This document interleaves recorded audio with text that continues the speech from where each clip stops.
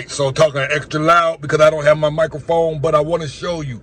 We just got about an hour worth of downpour rain. I'm in the Montes del Mays, supposedly one of the wealthier areas, but like I tell everybody, it floods all over Merida.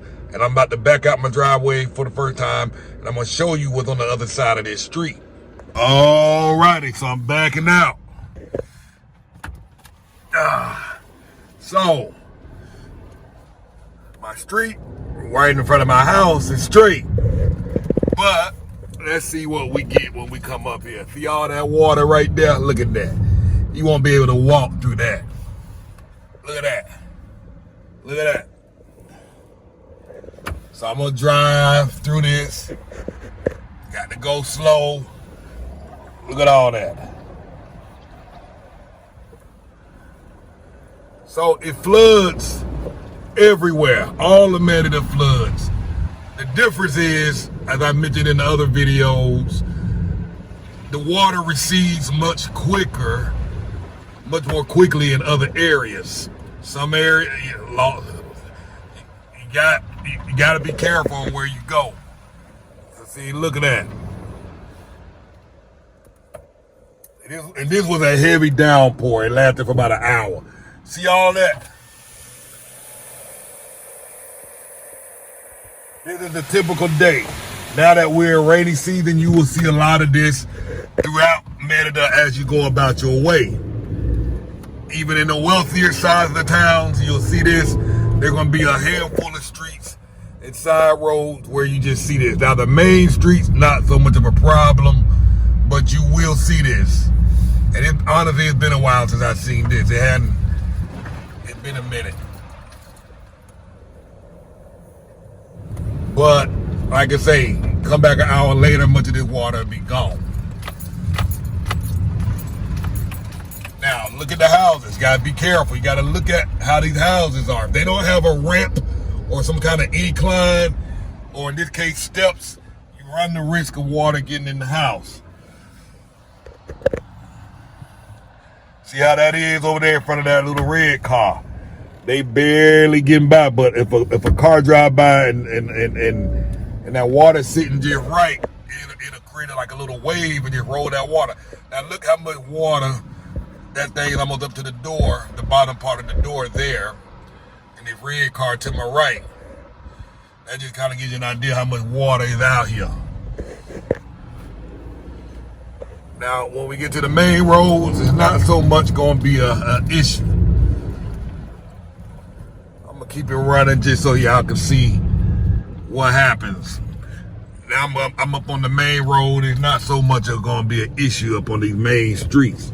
But you will have those issues on side roads like that. So, again, all of Merida floods, particularly when it rains. Now, if there's a hurricane or a pretty bad tropical storm, everybody's going to be flooded. Everybody. Like I say, some areas just, the waters can get a little deeper than others, and the water remains and lingers around much longer, which can cause a problem. Now, like if you're one of those areas where you got to walk, that's where it starts to become difficult, because the water is deep and you got to walk around a long way to get to where you're trying to go to avoid crossing the street. So you might have to walk all the way up the street, swing a left, and come all the way back down the same street or on the next block to avoid getting your clothes all soaked up and wet and stuff like that. So I'm just waiting on this light to turn. We're right over there across the street from Sam's Club. Right over there. And I don't know if you can see that little puddle over there, but it's not so bad. I'm going to try and navigate this with one hand. All right, the light just turned green. We're going to roll in the moment. Let go, let go, let go. I catch this light. Come on, we can do this, y'all. We can do this. Why are you going slow? I'm going to go with you, brother. All right. Now, that main street Now, one thing you want to be conscious of when you're riding is go slow, because the water will splash the pedestrians that are walking. So a lot of these drivers will try and pay attention to that. They'll be conscious of that, because a lot of folks walk here and they hit that sidewalk, and if you're on that sidewalk, that water gonna splash them and soak them. My wife did that to somebody when we first got here, and I was like, dude, you can't be going around splashing jokers. You know what I mean? See, now look at that. See, the lady over here always has stuff out there for sale. Now she's kind of flooded in a little bit.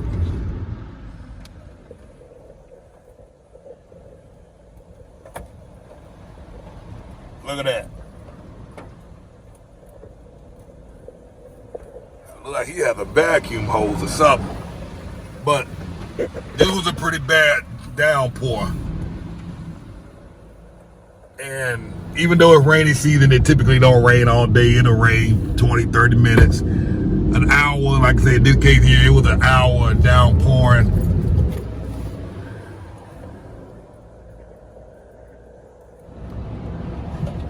And let's just continue to ride around and let's see what we see. I'm going into Francisco de Montejo right now. I'm going to Mr. Roberts' house. We're about to shoot some videos for his course. Investing course. And I don't know what it looked like up here. If I'm gonna pause the video because I'm stuck at a light. More traffic than usual after a storm. A few things to remember before I pause. When it rains, Ubers become even more scarce. So you are in for a long wait when you're waiting on Uber, Didi, InDriver, any of the ride-sharing apps, because when it rains or it looks like it's about to rain, everybody is calling Uber and Didi and InDriver. And so the demand goes up, and so the availability of these drivers is very, very few, and you're gonna pay a lot more for the ride. So if you know that the rain is coming, man, get out of it. Try and get ahead of that before the rain, because once it actually starts raining, you in trouble. I'm gonna go ahead and pause this and until we get some movement up here. So just keep that in mind. All right, look, I think we're moving now. Not much. Try to let y'all see. Now, a lot of folks, they come prepared for this rain. They got their rain jacket like this guy does on his bicycle. They got their umbrella. Women will have these bags in their purses or plastic bags. They'll use trash bags. They'll keep them in the purse. And you can see some of them cars over there going through the spuddle. And that is a normal sight. Expect to see that. Don't be surprised and dismayed when you see that kind of water when you get here.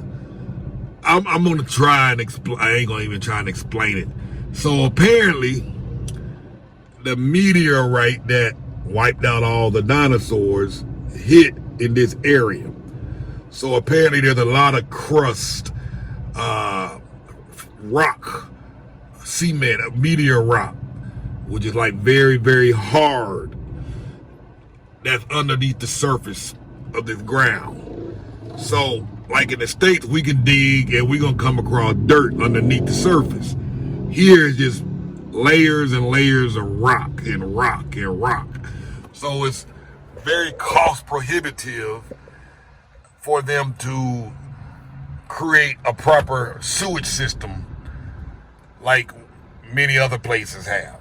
So what do you do in an environment where it's practically impossible, I guess? You adapt. You work around it. And so I don't know exactly what type of system they have, but the water, it fills the streets. And in certain areas, I guess they have some type of simple drainage. the water recedes much faster. Other parts, not so much. But that's it in a nutshell. And hey, I don't proclaim to know that story precisely or that reasoning, but that's what I heard, bits and pieces. So if I'm incorrect, y'all, somebody please correct me and explain what the issue is here about not having a typical sewage system for drainage like we do in the States or other parts of the world. So that's my understanding. The meteor rock, the crust underneath the surface is very difficult. So like we about to come up on some water over here to the right. Everybody's moving to the left. You see that big old puddle over there? Look at this. And see, well, I'm gonna give you an example. I'm glad this is still running. Because see how them folks are standing on that curb? Now, there's nowhere for them to walk. They would technically need to go back because what's to their right is nothing but water. The sidewalk is covered. And see, look at that. That's the sidewalk over there. Believe it or not, this is a typical thing you'll see after a hard downpour rain. And an hour or so later, you come back, all the water gone. Other places, it might take days for the water to go. And that's what you're trying to be mindful of. Now you can see the sidewalk. But if you're trying to walk here, look at that. That water on that sidewalk gets covered again, and your clothes get messed up. So I think this is my turn, so I got to go. All right, coming up in Robert's neighborhood. Now, I think I missed my turn. Coming across now. Again, if you see water like this, it's not necessarily a bad thing. Don't let that run you off. You gotta look at the overall. You gotta see the whole big picture. So don't be too frightened if you see puddles like that from time to time. Especially if it ain't in front of your house. You can see these little dips. I think this is my turn. And this here is an unpaved road, which there's a lot of these in Mexico. So I'm gonna drive a little slower than usual. Alright, but overall, I mean, look at this. Much of the roads are clear out here. It'll dry up even more.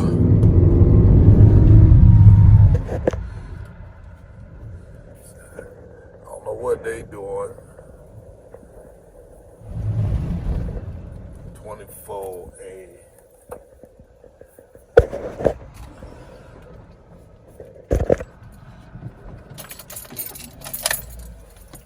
Alrighty, it's alright. I'm in Robert's spot, so I got to go.